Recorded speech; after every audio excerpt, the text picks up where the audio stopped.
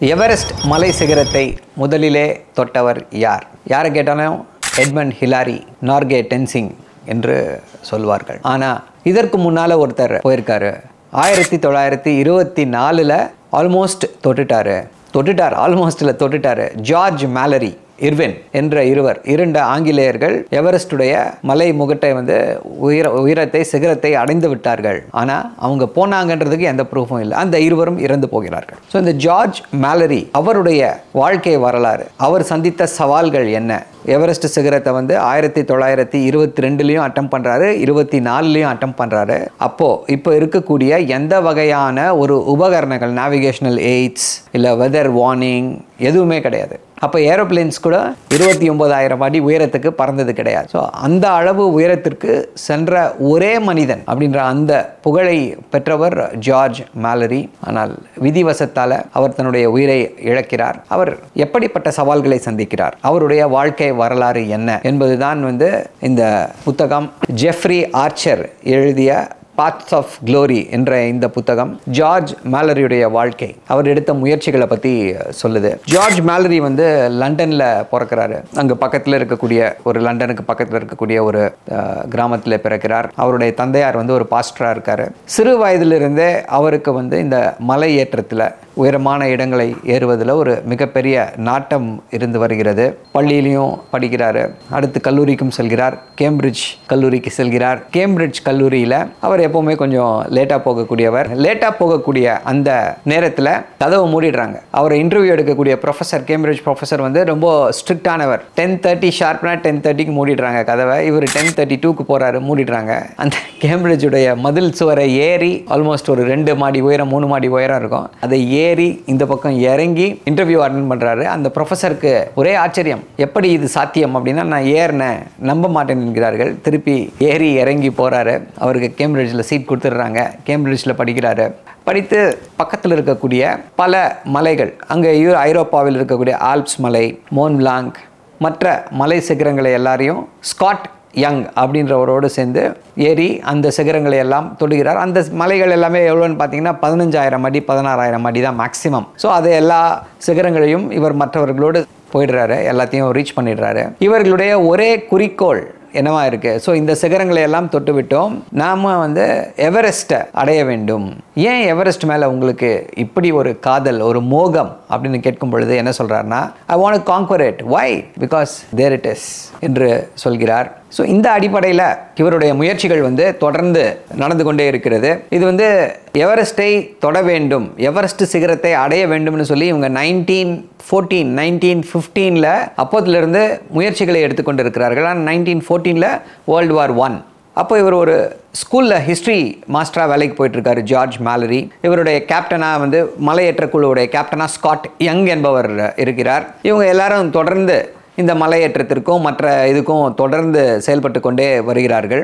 உலக போரிலே இவரும் சென்று கலந்து கொள்கிறார். உலக போரில் காயமடையாமல் தப்பிக்கிறார். ஆனால் இவங்க அந்த மலையேற்ற குழுவுடைய தலைவர் ஸ்காட் யங் என்பவர் அவருடைய 2 கால்களை இழந்து விடுகிறார். ஆனாலும் தொடர்ந்து ஜார்ஜ் மேலரியை அவர் ஊக்கப்படுத்தி கொண்டே வருகிறார். RGS என்று சொல்வார்கள், ராயல் ஜியோகிராபிக்கல் சொசைட்டி. இந்த குழு தான் எவரெஸ்ட் மலையை இவர்களெல்லாம் தொட வேண்டும், எவரெஸ்ட் மலை உச்சியில் ஒரு ஆங்கிலேயர் தான் முதலிலே செல்ல வேண்டும் அப்படின்ற அடிப்படையில் தொடர்ந்து முயற்சிகளை எடுத்துக்கொண்டு வருகிறார்கள். அதில் யார் இதற்கு போனால் எத்தனை பேர் போக முடியும்? ஒரு 15 பேர் டீம் போனோம். அமெரிக்காவிலேருந்து இல்லை இங்கிலாந்துலேருந்து ஒரு 15 பேர் கொண்ட குழு சென்றால் நன்றாக இருக்கும் அப்படின்னு முடிவு பண்ணுறாங்க. ஸோ எத்தனை பேர் போகலாம்? ஸோ இந்த குழுவுடைய தலைவராக யார் இருப்பா, ஃபைனல் சம்மிட்டுக்கு போகக்கூடியவர்கள் யார் இருப்பா அப்படின்னு சொல்லி பல டிஸ்கஷன்ஸ் போயிட்டுருக்கு. ஸோ அந்த சமயத்தில் ஜார்ஜ் மேலரியை எல்லோரும் இந்த எக்ஸ்பெடிஷன் டீம் லீடராக போடுறாங்க. So final assault on Everest, அதற்கு ஜார்ஜ் மேலரி தான் சரியானவர், அவரை ஊக்கப்படுத்த வேண்டும் அப்படின்னு பண்றாங்க. ஜார்ஜ் ஃபின்ச் அப்படின்னு கூட இன்னொரு ஆங்கிலேயர், அவரும் இந்த ராயல் ஜியோகிராபிக்கல் சொசைட்டியில் இருக்கக்கூடிய மற்ற உறுப்பினர்களுக்கு பிடிக்கல. அவர் எப்படியாவது ஓரங்கட்டி விட வேண்டும் என்று முடிவு செய்கிறார்கள். பிசிக்கல் டெஸ்ட் எல்லாம் வைக்கிறாங்க. பிசிக்கல் டெஸ்ட் அஃப்கோர்ஸ் ரொம்ப ஸ்ட்ராங் பிசிக்கல் டெஸ்ட் வைக்கிறாங்க. ஒரு ப்ரெஷர் இன்க்ரீஸ் பண்ணி ப்ரெஷரைஸ்டு ரூமில் -25 டிகிரிஸை கிரியேட் பண்ணி பனிக்காற்றை கிரியேட் பண்ணி இவங்க ஸ்டேர்ஸ் கிளைம் பண்ண வைக்கிறாங்க. எல்லா இதுலேயும் பார்த்தீங்கன்னா ஜார்ஜ் ஃபின்ச்சுக்கும் ஜார்ஜ் மேலரிக்கும் எந்த விதமான ஒரு டிஃபரன்ஸும் இல்லை.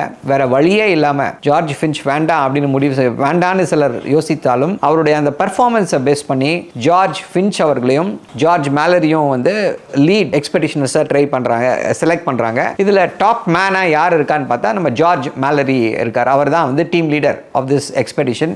சோமர்வெல், ஒடேல் அப்படின்னு சொல்லி இன்னொரு நார்டன் அப்படின்னு சொல்லி இன்னொரு 4 பேர்கள் கூட மற்றவர்களையும் சேர்த்து இந்த எக்ஸ்பெடிஷனுக்கு இவர்கள் இங்கிருந்து அனுப்புகிறார்கள். ஜார்ஜ் மேலரியுடைய சொந்த வாழ்க்கை பற்றியும் இந்த நாவல் நீளுது. எப்படி வந்து அவருடைய காதல் மனைவியை அவர் சந்திக்கிறார், ரூத் சந்திக்கிறார்.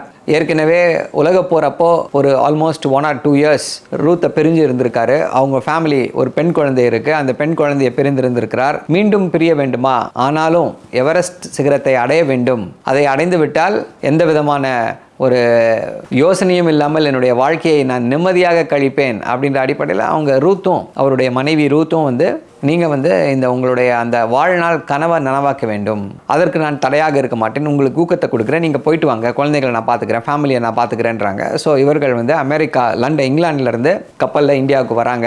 பாம்பேயில் லேண்ட் ஆகுறாங்க. இந்த எக்ஸ்பெடிஷன் பாம்பேலேருந்து பேஸ் கேம்ப் டிபெட் அந்த எவரெஸ்டுடைய மலை அடிவாரம் வரைக்கும் கேப்டன் ப்ரூஸ் அப்படின்றவர் ஒருத்தரை கொடுக்குறாங்க, இன்சார்ஜாக கொடுக்குறாங்க. ஸோ அவரும் இவங்க கூட கப்பலில் வராரு. அவர் பாம்பேயில் இறங்கி பாம்பேலேருந்து டார்ஜிலிங்க்கு ட்ரெயினில் போகிறாங்க. ஃபர்ஸ்ட் தடவை போகும்போது ஒரு மிகப்பெரிய வரவேற்பு. அப்போ கவர்னர் ஜெனரல் ஆஃப் பாம்பே அவர் இவங்களை எல்லாரையும் வரவேற்று அங்கிருந்து கொண்டு செல்கிறார்கள். தேவையான இந்த எக்ஸ்பெடிஷனுக்கு தேவையான உபகரணங்கள்னா க்ளோத்திங், ஃபுட் எல்லாத்தையும் வந்து இவர்கள் மொத்தம் இந்த 10 பேருக்கு ஒரு 6 மாத காலத்திற்கு தேவையான அந்த க்ளோத்திங், ஃபுட்டு எல்லாத்தையும் இவங்களாவே கொண்டு போக முடியாது. அதற்காக ஒரு 60 நேட்டிவ் இண்டியன்ஸ் அவங்கள வந்து செலக்ட் பண்ணுறாங்க. அதே போல் ஒரு 100 போனிஸ், குதிரைகள், இளம் குதிரைகள், அந்த குதிரைகள் எல்லாத்தையும் எடுத்து இந்த திங்ஸ் எல்லாத்தையும் அந்த பொதி சுமக்கக்கூடிய குதிரையில் வச்சு எடுத்துகிட்டு போகிறாங்க. அதே போல் மற்ற உபகரணங்களையும் வந்து இந்த 60 இந்தியர்கள் இவங்க வந்து இங்கேருந்து கொண்டு போகிறாங்க.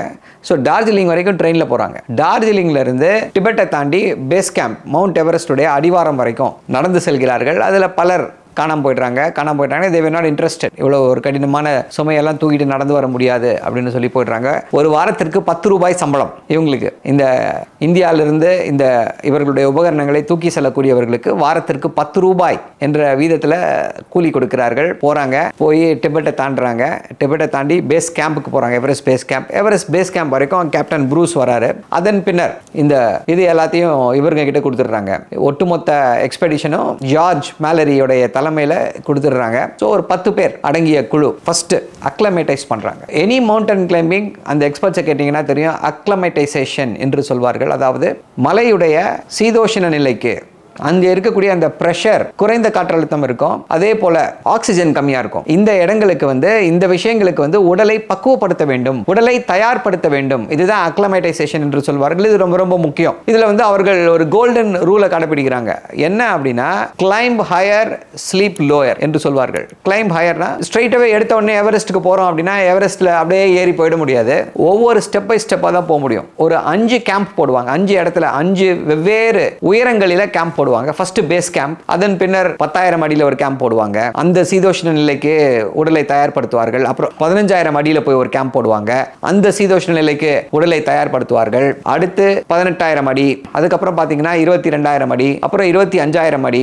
அதன் பின்னர் அந்த மலை உச்சி 25,000 அடியிலிருந்து மலை உச்சி கேம்ப் 6 என்று சொல்வார்கள். அதுல இருந்து பார்த்தீங்க அப்படின்னா ஒரு 5,000 அடியில் வந்து மலை உச்சி இருக்கும். ஸோ இப்படி ஸ்டெப் பை ஸ்டெப்பாக போய் ஒவ்வொரு இடத்துலையும் அக்ளமேட்டைஸ் ஆகி இங்கே வந்து சமைச்சு சாப்பிட முடியாது. இவர்கள் கொண்டு செல்லக்கூடிய டின்ட் ஃபுட் அதை தான் கொண்டு போக முடியும். கெண்டால் மின்ட் கேக் என்று சொல்கிறார்கள். அதை குடிக்கிறாங்க, சாப்பிட்றாங்க. போரிவில் நம்ம பூஸ்ட் காம்ப்ளான் மாதிரி ஒரு ட்ரிங்க், அதை குடிக்கிறாங்க. அங்கே அஃப்கோர்ஸ் கெட்டில் கொண்டு போகிறாங்க. நியமா அப்படின்னு சொல்லி ஒரு அங்கே இருக்கக்கூடிய ஷெர்பா இளைஞர், அவரை கூட்டிட்டு போகிறாங்க. அவர் தான் இவங்களுக்கு கைடு மாதிரி எல்லா இடத்துக்கும் போகிறாரு. ஸோ இவர்கள் ஆல்மோஸ்ட் 25,000 ஃபீட்டில் போய் செட்டில் ஆகுறாங்க. ஸோ 25,000 ஃபீட்டில் போகும்போது ஏற்கனவே நம்ம சொல்லியிருந்தோம் ஜார்ஜ் ஃபின்ச் அப்படின்றவர் வந்து கூட வந்தார். ஜார்ஜ் ஃபின்ச் ஏன் இதில் ரொம்ப ஒரு முக்கியத்துவம் பெற்ற நபராகிறார் அப்படின்னா, ஜார்ஜ் ஃபின்ச் வந்து ஒரு கெமிஸ்ட். ஸோ அவருக்கு வந்து இந்த ஆக்சிஜன் சிலிண்டர்ஸ் பற்றி நல்லா தெரிஞ்சிருக்கு. அவர் என்ன சொல்கிறாருன்னா, நம்ம உயரம் செல்ல செல்ல நம்மளால் சுவாசிக்க முடியாது, அங்கே ஆக்சிஜன் ரொம்ப கம்மியாக இருக்கும், அதனால் தயவு செஞ்சு நம்ம வந்து ஆக்சிஜன் சிலிண்டரை தான் கொண்டு போகணும். ஆக்சிஜன் சிலிண்டர் இல்லாமல் நீங்கள் வந்து 28,000 அடியில் 29,000 அடியிலலாம் உங்களால் சுவாசிக்கவே முடியாது, ஆக்சிஜனே இருக்காது, கிளைம் பண்ணவே முடியாது அப்படின்றனால ஜார்ஜ் மேலரி வந்து முதல்ல ஒத்துக்க மாட்டார். இல்லை, ஆக்சிஜன் வந்து எடுத்துக்க கூடாது, எடுத்துக்க முடியாது, இது சரியானதாக படவில்லை, நம்ம வந்து எந்த விதமான ஒரு உபகரணமும் இல்லாமல் ஹியூமன் ஸ்பிரிட் தான் முக்கியம், இதில் my spirit will endure it, நான் போவேன் அப்படின்றாரு. ஆனால் அவர் மனதுக்குள்ள அப்புறமா அவர் புரிந்து கொள்கிறார், இல்லை ஆக்சிஜன் வந்து ஒரு முக்கியமான உபகரணம் அப்படின்றாரு. அதன் பின்னர் மற்றவங்க வந்து ரெண்டு குரூப்பாக பிரிகிறாங்க. ஒரு குரூப் என்ன சொல்லுது, ஒரு லிமிட்டுக்கு மேலே 26,000 ஃபீட்டுக்கு மேலே போகும்பொழுது கண்டிப்பாக ஆக்சிஜன் சிலிண்டர் கொண்டு போகணும் அப்படின்றாங்க. இன்னொரு குரூப் என்ன சொல்லுது, இல்லை ஆக்சிஜன் சிலிண்டர் கொண்டு போகக்கூடாது, திஸ் இஸ் லைக் சீட்டிங் அப்படின்றாரு. அப்போ ஜார்ஜ் மேலரி சொல்கிறாரு, சீட்டிங் அப்படின்னா அப்போ நீங்கள் வந்து ஸ்னோ பூட்ஸ் போட்டிருக்கீங்க, க்ளவுஸ் போட்டிருக்கீங்க, ஸ்னோ காகிள்ஸ் போட்டிருக்கீங்க, இங்கே வந்து மேன்மேட் டென்ட்டில் தூங்குறீங்க, அப்போ இது எல்லாமே இயற்கை செயற்கை தானே. அப்படி கிடையாது, யார் போகிறாங்க, ஆக்சிஜன் இல்லைன்னா என்ன பண்ண முடியும். ஆனாலும் அவருக்கு வந்து என்னன்னா, அவருடைய உள்ளூர் அவருக்கு இருக்கக்கூடிய ஆசை, ஆக்சிஜன் இல்லாம, ஆக்சிஜன் சிலிண்டர் இல்லாம எவரெஸ்ட் மலைமுகட்டை தொட்டுவிட வேண்டும் அப்படின்றது அவருடைய ஒரு ஆசையாக இருந்து வருகிறது. 27,000 ஃபீட்டுக்கு ஃபர்ஸ்ட் போயிட்டு வந்துட்டாரு ஜார்ஜ் ஃபின்ச், போயிட்டு வராரு 25,000 ஃபீட் கேம்ப்ல இருந்து.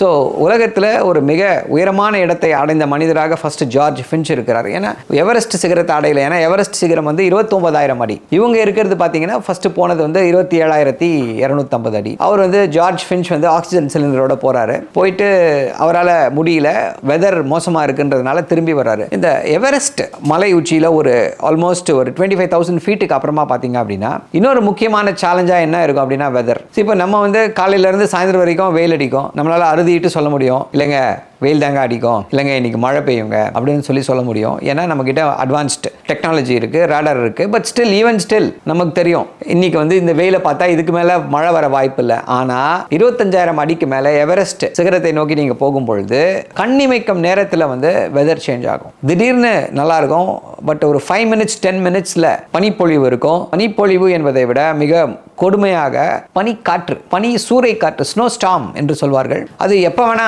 வரும். அப்படி ஒரு சூழ்நிலை அங்கே நிலவி கொண்டிருக்கிறது. இவங்க எடுக்க வேண்டிய தற்காப்பு முயற்சிகள்லாம் பார்த்தா ஒரு ஸ்பேஸ் கிராஃப்டில் போகிற அளவுக்கு அந்த முயற்சிகளை எடுக்கணும். எந்த விதமான பாகமும் வெளில எக்ஸ்போஸே ஆகக்கூடாது, ஸ்கின் எக்ஸ்போஸ் ஆகக்கூடாது. ஸ்கின் எக்ஸ்போஸ் ஆச்சுன்னா ஃப்ராஸ்பைட் வந்ததுன்னா கட் பண்ணி தான் தூக்கி போடணும், அப்படியே அழுகி போயிடும், அந்த குளிரில் அழுகி போயிடும். கண்ணை வந்து எக்காரணத்தை கொண்டும் 25,000 அடிக்கு மேலே இந்த கண்களை நேக்கடையை வந்து அந்த குளிருக்கோ அந்த பனிக்கோ எக்ஸ்போஸே பண்ணக்கூடாது. -30 -40 டிகிரி சென்டிகிரேட்ல இருக்கும். நீங்கள் எக்ஸ்போஸ் பண்ணீங்கன்னா என்ன ஆகும்னா இனிமைகள் ஒட்டிக்கொள்ளும், உறைந்து போய் ஒட்டிக்கொள்ளும். It's called snow blindness. அது போகணும் அப்படின்னா லக்கியாக இருந்தீங்கன்னா தான் நார்மல் விஷன் திரும்பி வரும். போய் ஒரு 2 நாள் 3 நாள் ஆகும் உங்களுக்கு வந்து அந்த ஆகிறதுக்கு. ஸோ இப்படி ஒரு பாகம் கூட வெளியில் தெரியாமல் எல்லாத்தையும் கவர் பண்ணிவிட்டு அப்போ தான் வந்து அந்த இதுக்கு போக முடியும். Frost bite is quite common. நீங்கள் எல்லாமே போட்டிருந்தா கூட ஒரு இன்ஃபீரியர் குவாலிட்டி இல்லை ஏதாவது ஒரு இதில் குளிர் காற்று வெளியில் போகுது உள்ளே போகுது அப்படின்னா எக்ஸ்போஸ் ஆகிட்டிங்க அப்படின்னா ஃப்ராஸ்ட் பைட். முக்கியமாக வந்து டோஸ், கால் விரல்கள், கை விரல்கள், மூக்கு, காதுகள் வந்து ஃப்ராஸ்ட் பைட்டுக்கு வந்து ஈஸியாக அஃபெக்ட் ஆகும். ஸோ இதெல்லாம் ரொம்ப கவனமாக பார்ப்பார்கள். ஸோ ஃபஸ்ட்டு அட்டெம்ப்டில் வந்து ஜார்ஜ் ஃபின்ச் 2000 அனுப்புகிறாங்க. 27,500 ஃபீட் வரைக்கும் போயிடுறாரு. அதன் பின்னால் அங்கே வந்து சரியான ஒரு சூழல் இல்லாததுனால அவர் திரும்பி வந்துடுறாரு. அப்போது மேலரி யோசிக்கிறார், ஆக்சிஜனை யூஸ் பண்ணலாமா வேணாமா அப்படின்ட்டு. இல்லை, இவ்வளோ தூரம் வந்துட்டோம், நம்ம பண்ண முடியும் அப்படின்னு சொல்லிட்டு 1922 ஃபர்ஸ்ட் அட்டெம்ப்ட் இஸ் 1922 போகிறாங்க. ஆல்மோஸ்ட் 28,000 ஃபீட் கிட்ட போயிடுறாங்க. போன உடனே 6 பேர் ஃபர்ஸ்ட் மேலே இவர் போகிறாரு, அதன் பின்னர் 6 பேர் கூட வராங்க, மற்ற இவங்க எல்லாருமே. ஜார்ஜ் ஃபின்ச் வந்து மேலே போயிட்டு உடம்பு சரியில்லைனால கீழே வந்து அவர் கேம்பில் ரெஸ்ட் எடுக்கிறாரு. 25,000 ஃபீட் கேம்பில் ரெஸ்ட் எடுக்கிறாரு. இவங்க மட்டும் போகிறாங்க. கண்டிப்பாக ரீச் பண்ணிடுவோம் அப்படின்ற அந்த ஒரு குதூகலத்தோடு மேலே செல்கிறார்கள். அவலாஞ்ச்னா என்னன்னு தெரியும் உங்களுக்கு? அப்படியே பனிப்பாறைகள் வெடித்து அப்படியே கீழே செதறும், ரன் ஆகும். அதிலிருந்து தப்பிப்பதற்கு வழியே இல்லை. அவ்வளோதான். ஜார்ஜ் மேலரி வந்து நான் இறந்தே போய்விட்டேன் என்று யோசிக்கிறார். லக்கிலி அவர் வந்து இடுப்பு அளவு மட்டும்தான் அவருக்கு வந்து பனி வந்து அவரை கவர் பண்ணுது. கூட வந்து 6 பேர் அப்படியே அந்த பனி சரிவில் வந்து அடித்து செல்லப்படுகிறார். யாரையும் காப்பாற்ற முடியல. அந்த நியமா, இவர்களுக்கு உறுதுணையாக இருந்த அந்த நியமா, அவர் வந்து இறந்து போகிறார். இதுக்கு மேலே இந்த எக்ஸ்பெடிஷனை தொடர முடியாது, இதை உடனே ஸ்டாப் பண்ணிட்டு திரும்பி கீழே போகலாம் அப்படின்னு சொல்லிட்டு 6 பேர் இறந்து போகிறாங்க. தப்பித்து வரக்கூடிய சோமர்வெல், ஒடேல், ஜார்ஜ் ஃபின்ச், ஜார்ஜ் மேலரி அவங்க மட்டும் கீழே இறங்கி திருப்பி பேஸ் கேம்புக்கு போகிறாங்க. அவர் எவரெஸ்ட் சிகரத்தை தொடவில்லை என்றாலும் 28,000 அடி வரைக்கும் சென்ற முதல் மனிதர் என்ற அந்த பெருமையோடு வருகிறார். திருப்பி இங்கிலாந்துக்கு திரும்பி போகிறாங்க. இங்கிலாந்தில் அவருக்கு வந்து ஒரு மிகப்பெரிய வரவேற்பு கிடைக்கப்படுகிறது. எல்லா காலேஜில் கூப்பிடுறாங்க. அமெரிக்காவில் போய் லெக்சர்ஸ் கொடுக்குறாரு. என்ன ஆச்சு என்ன, ஏன்னா இது வரைக்கும் எந்த மனிதருமே 1922 ஏர்கிராஃப்ட் கூட 29,000 ஃபீட்டுக்கு போல. ஆனால் ஜார்ஜ் மேலரி 28,000 அடியை தொட்டு விடுகிறார். ஸோ அங்கே என்ன நடந்துச்சு, என்ன ஒரு ஸ்பிரிட் இருக்குன்னு உங்களுக்கு, என்ன உபகரணங்களை கொண்டு போனீங்க, என்னென்ன சேலஞ்சஸ் ஃபேஸ் பண்ணீங்க என்று இதையெல்லாம் எல்லா இடத்துக்கும் டூர் போய் சொல்லிக்கொண்டே வருகிறார். இந்த ராயல் ஜியோகிராஃபிக்கல் சொசைட்டிக்கு வந்து என்னடா நம்ம ஆட்கள் அமிச்சோம், இவங்களால் போய் ஒன்றுமே பண்ண முடியலையே, இவங்க எவரெஸ்ட் சிகரத்தை தொடவில்லையே, மீண்டும் அந்த எக்ஸ்பெடிஷன் அனுப்பணும் அப்படின்னு சொல்லி முடிவு செய்கிறார்கள். ஜார்ஜ் மேலரி என்ன சொல்கிறாரு, ஏற்கனவே 2 முறை என் குடும்பத்தாரையும் என் காதல் மனைவியும் விட்டு பிரிஞ்சு இருந்துட்டேன். வேர்ல்டு வார் அப்பவும் இந்த 6 மாதம் அப்பவும் நான் உயிரோடு திரும்பி வருவேனா என்று தெரியவில்லை. பனிச்சரிவில் மாட்டிக்கிட்டேன். மீண்டும் அப்படிப்பட்ட ஒரு ரிஸ்க் எடுக்க நான் விரும்பல. நான் இங்கே இருக்கேன், வேற யாராவது அனுப்புங்க அப்படின்னு சொல்லி சொல்கிறாரு. ஆனால் வேற யாரும் ஜார்ஜ் மேலரி மாதிரி ஒரு எக்ஸ்பர்ட் யாரும் கிடையாது. ஜார்ஜ் ஃபின்ச் இருக்காரு. ஆனால் ஜார்ஜ் ஃபின்ச் மேலே ஆர்ஜிஎஸ்க்கு கோபம், ராயல் ஜியோகிராஃபிக்கல் சொசைட்டியில் இருக்கக்கூடிய அந்த நிர்வாகிகளுக்கு கோபம். அவரை விடக்கூடாதுன்னு முடிவு பண்ணுறாங்க. ஜார்ஜ் மேலரி எப்படியாவது கொண்டு வரணும் அப்படின்னு சொல்லி இது பண்ணுறாங்க. அவருடைய மனைவியிடம் வேண்டுகோள் வைக்கிறாங்க. அப்புறம் இங்கிலாந்து இளவரசர் மூலமாக வேண்டுகோள் கொடுக்கிறார்கள். ஸோ இப்படி அவரை ஒரு டைட் கார்னரில் புஷ் பண்ண உடனே அவர் அவருடைய மனைவியுடைய கோரிக்கையை மட்டும்தான் ஏற்கிறார். மனைவி என்ன சொல்றாங்க, இல்ல நீ வந்து கண்டிப்பா இந்த தடவை போகணும், நீ போகாம வேற யாராவது ஒருத்தர் போய் மலை ஏறி எவரெஸ்ட் சிகரத்தை தொட்டுட்டாங்க அப்படின்னா, ஐயோ நான் போயிருக்கலாமேன்னு அந்த எண்ணமே உன் வாழ்நாள் வரைக்கும் உன்னை வந்து துன்புறுத்தி கொண்டிருக்கும். அதனால இந்த முயற்சியை நீ எடு அப்படின்னு சொல்லி அவருக்கு உற்சாகத்தை கொடுத்து ஒரு கான்ஃபிடன்ஸை கொடுத்து அனுப்பி வைக்கிறாங்க. ஸோ இந்த முறை ஜார்ஜ் ஃபின்ச் கிடையாது. ஜார்ஜ் ஃபின்ச்சுக்கு பதிலாக ஒரு இளைஞர் இர்வின் அப்படின்னு சொல்லி இருக்கக்கூடியவர். அவர் என்ன ஒரு பெரிய சிமிலாரிட்டினா, இர்வினும் ஜார்ஜ் ஃபின்ச் மாதிரியே வந்து ஒரு கெமிஸ்ட்ரியில் ஒரு பாண்டித்யம் பெற்றவர். ஸோ அவருக்கு வந்து ஆக்சிஜனை பற்றி நல்லா தெரியுது, எவ்வளோ எந்த ஆக்சிஜனை யூஸ் பண்ணணும். ஜார்ஜ் மேலரி தான் இந்த மவுண்ட் கிளைம்பிங் எக்ஸ்பெடிஷனுடைய லீடராக தேர்ந்தெடுக்கப்படுகிறார். திருப்பி போகிறாங்க. அதே போல் பாம்பே டு டார்ஜிலிங் ட்ரெயினில் அந்த இதை பற்றி பேசுகிறாங்க, மவுண்டன் டாய் ட்ரெயின். அப்போவே டாய் ட்ரெயின்லாம் இருந்திருக்கு. 1924 டார்ஜிலிங் டாய் ட்ரெயின் இருக்குது, அதை பற்றி பேசுகிறாங்க. ஸோ அந்த டாய் ட்ரெயினில் அஃப்கோர்ஸ் போயிட்டு மவுண்ட் எவரெஸ்டோடைய பேஸ் கேம்ப், கேப்டன் ப்ரூஸ் அது வரைக்கும் வர முடியல அவரால், இந்த தடவை அவரால் வர முடியல. ஸோ இவங்க போய் எல்லா விஷயங்களையும் அங்கே பேஸ் கேம்பை செட் பண்ணிவிட்டு அங்கிருந்து அடுத்த முயற்சியை எடுக்கிறார்கள். முயற்சியை எடுத்து சென்று கொண்டே இருக்கிறார்கள், மேலே போகிறாங்க. இந்த அவலான்ச்சை பற்றி பேசும்பொழுது எப்படி அது வந்து பாதிக்குது, எப்படி ஒருத்தருடைய இது. ஸோ இவர்களுடைய எண்ணத்தில் வந்து அந்த அவலான்ச் திருப்பி போகும்பொழுது 1922 எப்படி வந்து அந்த பனிச்சரிவு ஏற்பட்டு இவர்களுடைய அந்த ஒட்டுமொத்த அட்டெம்ப்டை வந்து க்ளோஸ் பண்ணிச்சு அப்படின்றது இவங்களுடைய மனதில் வந்து ஒரு தீரா வடுவாக இருக்கிறது. அதை பற்றி அவர் சொல்கிறாரு, எப்படி அது வந்து அட்டெம்ப்ட் பண்ணிச்சு அப்படின்றத சொல்கிறாரு. அதை பற்றி பார்ப்போம், அவருடைய வார்த்தைகளில் பார்ப்போம். When they set off again, their pace dropped a little as the slope steepened. The snow was deep, often above his knee, but George's spirits remained high. He was pleased that Somerville and Odell were keeping up with the pace, no doubt both assuming that they would be joining him tomorrow for the final climb. He'd already decided that this time only one of them would. A little further down the mountain, the Sherpas were managing a slow shuffle up the slope with Naima bringing up the rear. A contented smile on George's face as he now believed he could defeat both Finch and Hinks. They were within 600 feet of the North Col when George heard what sounded like a car backfiring above him. He instantly recalled when he had last heard that unmistakable, unforgiving sound. Please God, not again, he shouted as a wave of rocks, snow and rubble came crashing down from a cliff face some 200 feet above him. இதில் எல்லாரும் இறந்து போகிறார்கள். அவர் George மேலரி உயிர் பிழைக்கிறார். It would be days before the loss of the 7 Sherpas was not constantly on George's mind. Even when he slept, no matter how hard his colleagues tried to console him, they were unable to convince George that his ambition had not been the cause of the Sherpas' deaths. General Bruce had ordered that a memorial cane be erected on a mountain close to a Tibetan monastery. So அவருடைய மனதில் அந்த இழப்பு ஓடிக்கொண்டே இருக்கு. ஆனாலும் எவரெஸ்ட்டை வெற்றி கொள்ள வேண்டும் அப்படின்ற நோக்கில் போகிறாங்க.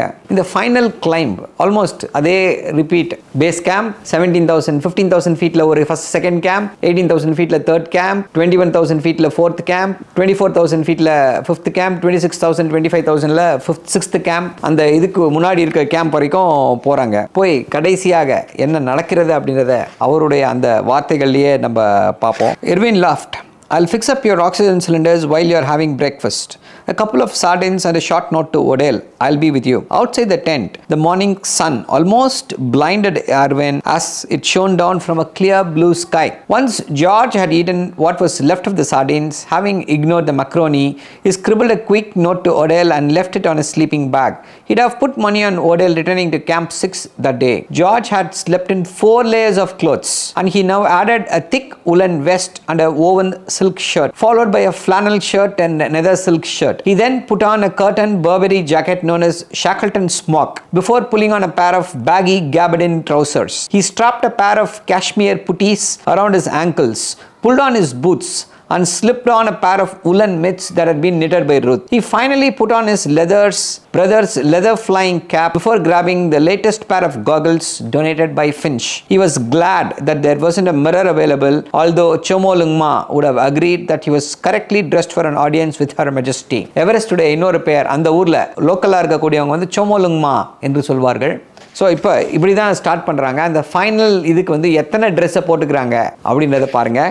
Only 50 feet to go, he shouted as he untied the rope so that both men could continue at their own pace. It was another 20 minutes before George Leigh Mallory placed a hand, his right hand, on the summit of Everest. He pulled himself slowly up onto the top and lay flat on his stomach, hardly a moment of triumph, and was his first thought. He pushed himself out onto his knees, and then with a supreme effort, he somehow managed to stand up, the first man to stand on top of the earth. He looked across the Himalayas, admiring a view no man had ever seen before. A strange thought crossed his mind. He must remember to tell Claire that the top of Everest was about the same size as their dining room table. George checked his watch, 3:36 p.m. He tried to convince himself that they had more than enough time to return to the safety of their tent at Camp 6, especially if it turned out to be a clear night with no wind. அங்கிருந்து என்ன ஆகுதுன்னா, அவங்க மேலே ஏறின உடனே திருப்பி கீழே இறங்குறாங்க. மீண்டும் ஒரு ஸ்னோ ஸ்டார்ம் வருது. அங்கிருந்து கீழே சறுக்கிட்டே வராங்க கீழே. அதுதான் கடைசியாக சொல்கிறாங்க.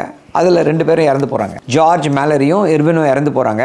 ஜார்ஜ் மேலருடைய உடலை 1999 சீனர்கள் கண்டுபிடிக்கிறாங்க. எவரெஸ்ட்லேருந்து ஒரு 3000 அடி கீழே, ஐ திங்க் at 24,000 feet அவருடைய பாடி கிடைக்குது. 1924 இறந்து போன ஜார்ஜ் மேலருடைய உடல் அங்கே வந்து எந்த விதமான ஒரு வெயில் இல்லாதனால, குளிர்னால, பனியில் கவர் பண்ணதுனால அப்படியே அவருடைய உடல் அப்படியே சேஃப்கார்டாக இருக்கு. எம்பாம் பண்ண எஃபெக்ட் எந்த விதமான ஒரு அழுகி போகாமல் அப்படியே இருந்திருக்கு. கண்டுபிடிச்சி அப்போ தான் தகவல் தெரிவிக்கிறாங்க. ஸோ அவருடைய உடலை வந்து 24,000 அடியில் பார்த்ததுனால என்ன சொல்கிறாங்க, ப்ரூஃப் இல்லை, யாரும் வந்து அவர் மவுண்ட் எவரெஸ்ட் மேலே போனதை ரெக்கார்ட் பண்ணலை அப்படின்றாங்க. ஆதாரம் இல்லாததால இவருடைய சாதனை ஏற்றுக்கொள்ள முடியாமல் போய்விட்டதா என்ற அந்த ஒரு கேள்வி இன்றளவும் மலையேற்ற வீரர்களிடையே இருந்து வருகிறது. இந்த புத்தகத்தில் இது novel, of course George Jeffrey Archer எழுதியிருக்கக்கூடிய நாவல். இந்த நாவலில் அவர் ரீச் பண்ணிட்டாருன்னு சொல்கிறாங்க. இதற்கு ஒரே ஆதாரமாக என்ன சொல்கிறாங்க அப்படின்னா, ஓடெல் அப்படின்றவர் அண்ட் நார்டன், இவங்க 2 பேர் தான் வந்து இருக்காங்க அந்த 24,000 feet லாஸ்ட் கேம்பில். அவங்க தான் இருக்காங்க. ஸோ அவர்களுடைய அக்கவுண்ட் என்ன சொல்லுது அப்படின்றத பார்ப்போம். இதுதான் ஒரே ப்ரூஃப். இதை வந்து ஓடல் பல இடங்களில் திருப்பி சொல்றாரு. Yes, said Odell. About when Odell arrived back at Camp 4, he was unable to conceal his excitement. He crawled into Norton's tent and told him what he had seen. இது வந்து Sunday, June 8th, 1924, 5:49 p.m. About 600 feet from the summit, you say, said Norton, lying flat on his back. Yes, said Odell. I am certain of it. They were standing on the second step when I saw one of them walk towards the other before going strong for the top. Then nothing should stop them now, said Bullock as he placed a fresh warm cloth over Norton's eyes. Let's hope you are right. But I still think it would be wise for Odell to write down the details of everything he saw while they are fresh in his mind. It might turn out to be significant when the history of this expedition is returned. Odell crawled across to his rucksack and took out his diary. He sat in a corner of the tent and for the next 20 minutes wrote down everything he had witnessed that morning, exactly where he had seen the 2 figures, the time at which they continued up the mountain, and the fact that they appeared to be in no difficulty as they disappeared into the mist. When he had finished, he checked his watch, 6:58. Were Mallory and Erwin safely back their tent at Camp 6, having stood on top of the earth? Once they are roped up, George's first thought as he stepped off the summit of Everest was to wonder how long his oxygen would last.